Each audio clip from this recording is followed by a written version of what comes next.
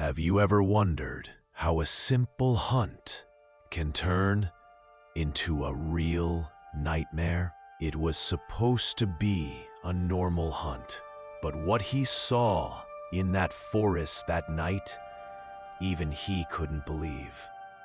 A single footprint in the snow, right beside the river. Not human, not animal. And from that moment, the sounds began. Whispers no one's ever been able to explain. Stay till the end, and you'll find out what was really out there that night. So don't go anywhere. Jake always said that the silence of the forest was more dangerous than any sound. And that day, he felt it stronger than ever. The sky was gray, snow was falling lightly, and the trees seemed to be hiding something. The air was heavy, so thick it was hard to breathe. The hunting trail was familiar, but today, every branch and every scent felt different. Bucky, his loyal dog, walked ahead with his tail down and ears stiff. Somewhere between the pine trees, he suddenly stopped. He didn't bark. He just froze and stared at a single spot. Jake pointed his flashlight that way. At first, he saw nothing, but a few seconds later, a footprint appeared in the snow. Huge, deep, and wrong. He crouched down to get a closer look, and that's when he realized the heel was facing forward, and the toes were backward. It was like someone had walked on reversed feet. Steam rose from the snow. The ground was warm.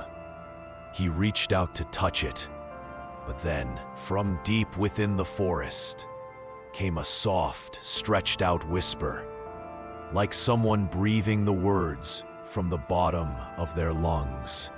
Go back. Jake froze. Bucky howled and vanished into the mist, his sound fading fast.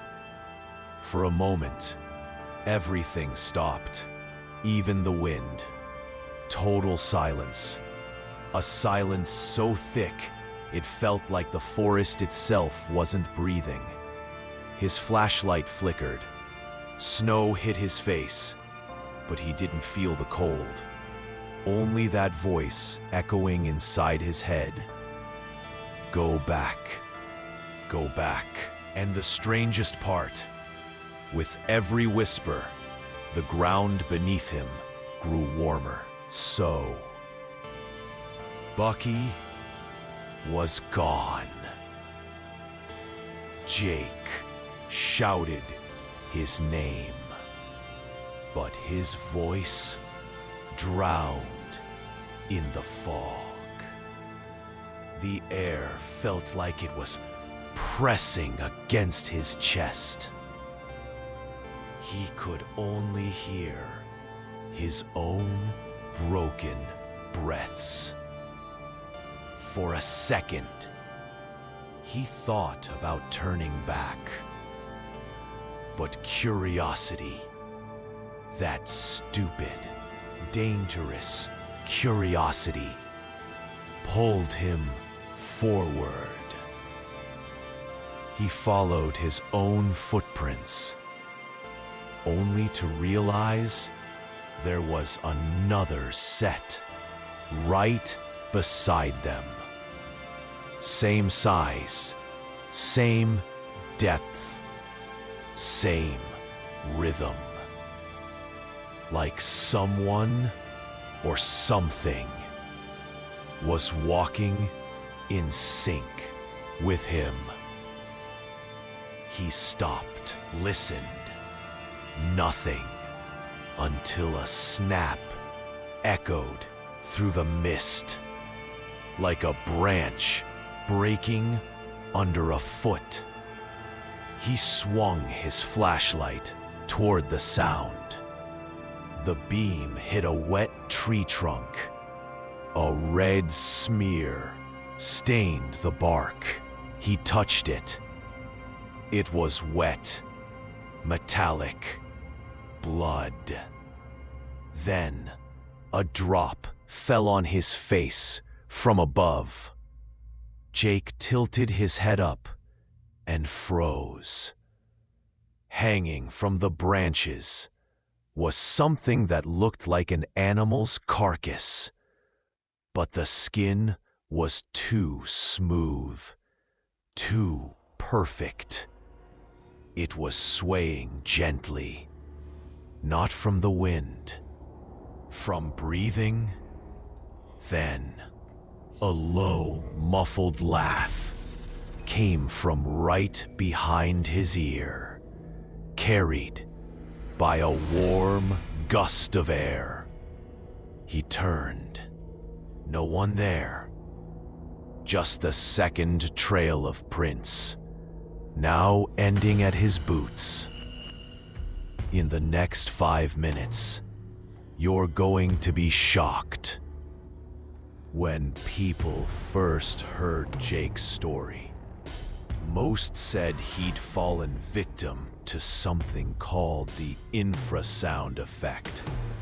It's a real phenomenon. Low-frequency sounds that mess with the human body. When sound dips below 20 hertz, you can't hear it, but your brain feels it.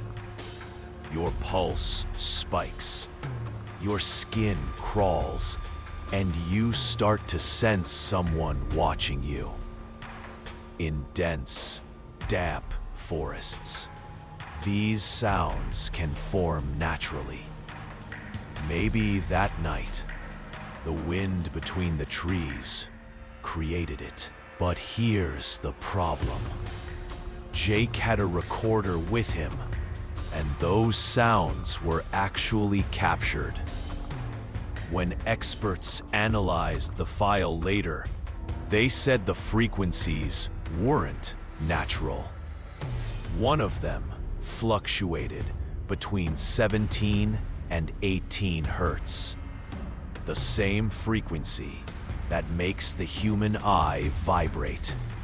That vibration tricks the brain into seeing shadows that aren't really there. But there was another sound, one that didn't match any known pattern. A faint, repeating whisper hidden in the static. Go back. It's too late. Jake followed the prints until he reached a steep slope. The fog was so thick, his flashlight barely reached his own boots. Below him was a deep valley, a place where sound seemed to die. Locals called it the Silent Hollow. At the bottom sat a rotted wooden cabin, roof half collapsed, door wide open. Jake carefully descended, each step swallowed by snow. He pushed the door open. The air inside reeked of wet earth and decayed wood.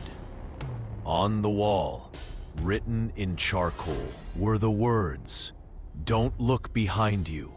A torn map lay on a table, lines drawn like trails of footprints. One spot marked in red, exactly where he was standing. From above came the faint sound of dripping. He looked up. No drops, just a dark, spreading stain on the ceiling. A shadow moved across the wall in front of him. Jake slowly turned. The beam of his flashlight caught part of a face. Just eyes and a mouth. No nose, no proper skin.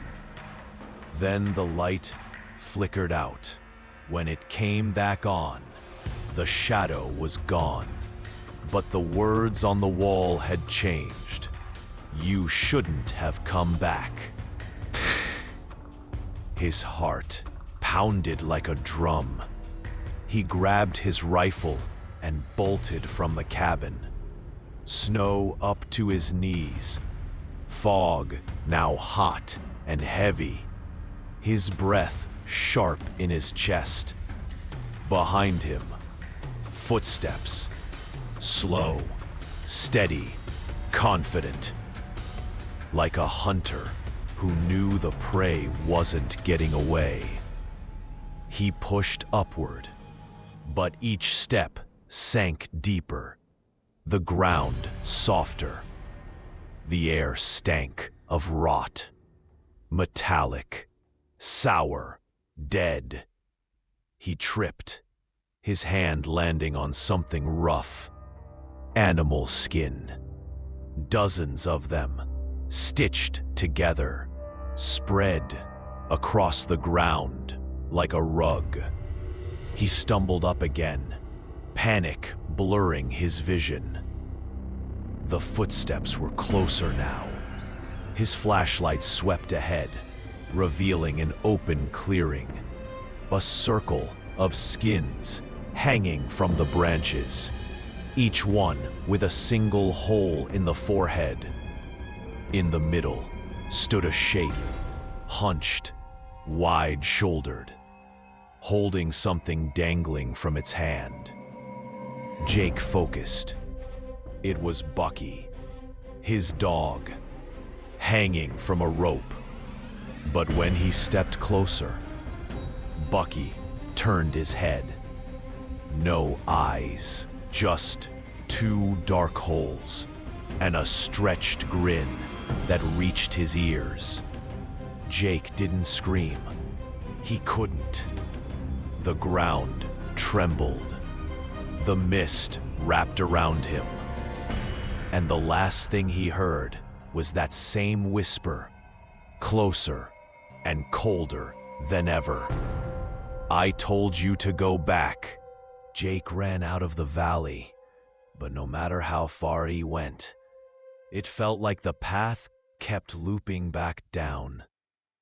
Every time he climbed, the ground seemed to tilt under him. The snow had turned into something like sand, swallowing his boots. The light grew weaker and weaker. He pointed his flashlight down and froze. The prints on the ground weren't his anymore. They were its, the backward ones, the same ones that had been following him since the start. He stopped, chest heaving, and saw a faint yellow light in the distance, flickering like fire. He ran toward it with everything he had left. It was a burned-out tent, half collapsed, a single old lantern glowing inside. Next to it lay a notebook, waterlogged and cracked. He opened it. Most of the pages were ruined, but one sentence was still visible. Whoever follows the footprints becomes part of the forest. His hands shook as he flipped to the next page, filled with photographs. Hunters.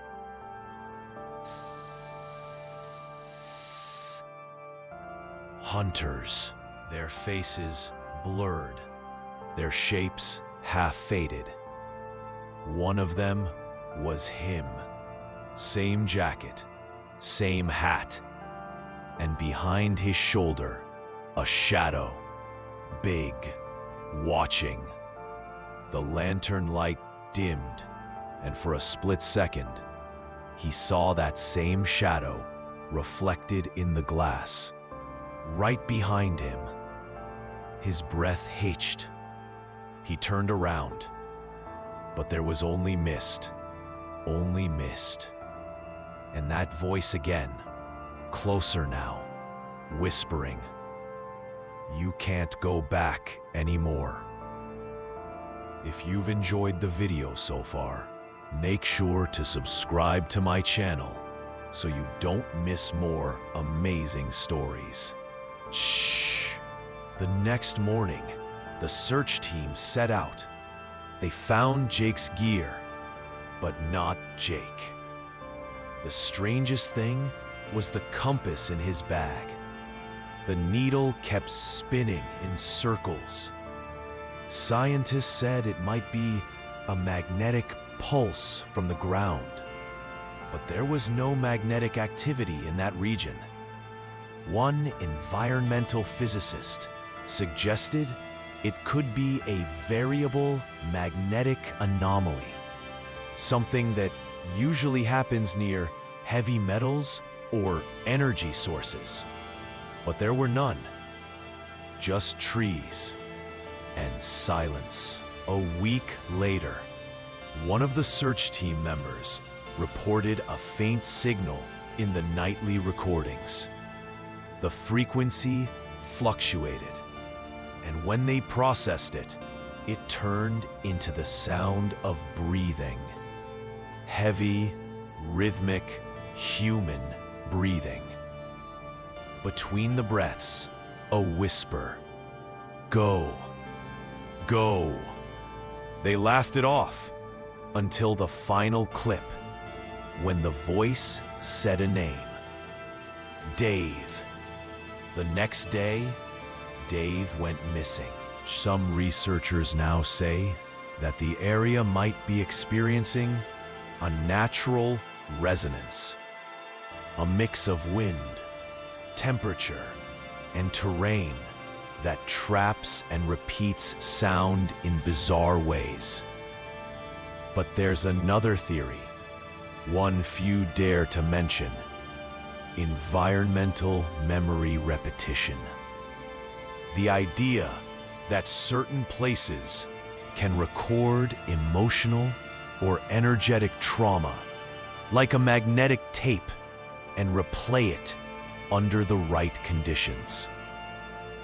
Every time someone walks through, the memory reawakens until eventually someone new becomes part of it.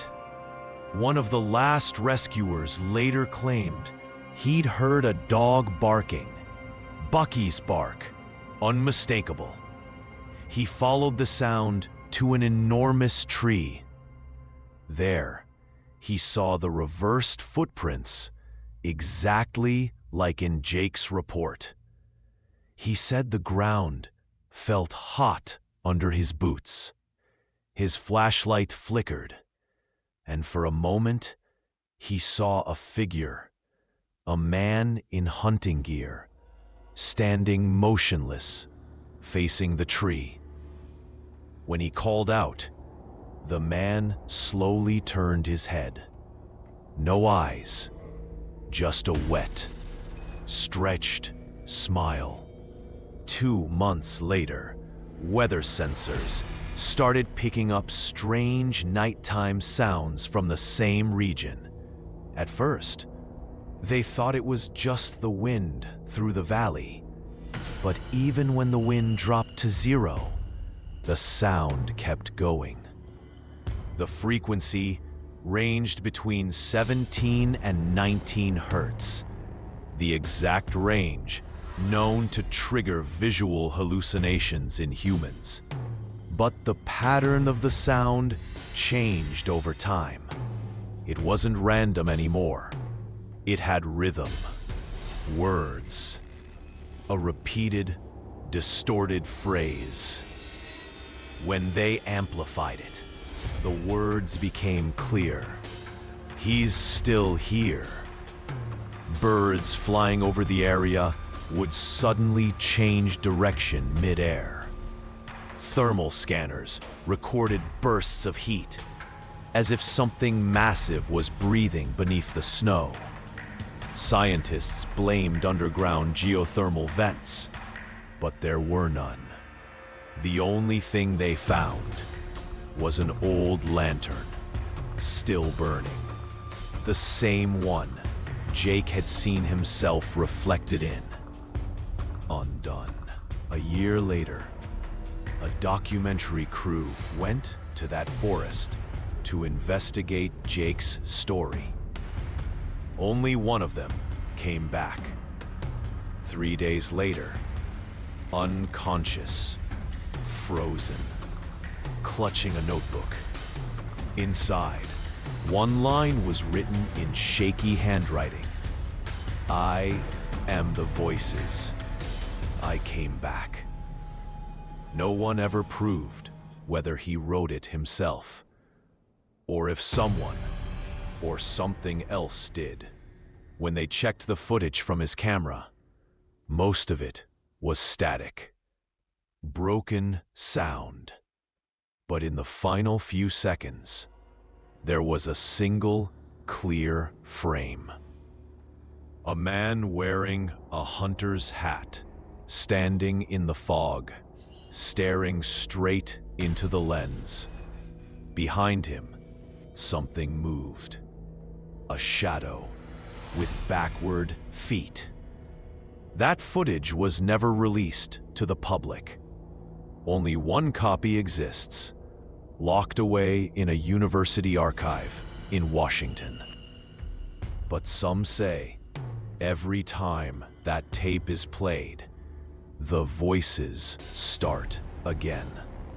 So if you ever find yourself alone in the woods and you hear a whisper through the trees, remember, he's still out there. And maybe he's still out there. He's just waiting for someone else to follow the footprints. If you were Jake, would you have turned back or kept going? Leave your answer in the comments. Maybe your theory is the final piece of this puzzle. But this is only the beginning, because what they found in that forest later changed everything. So don't miss the next video.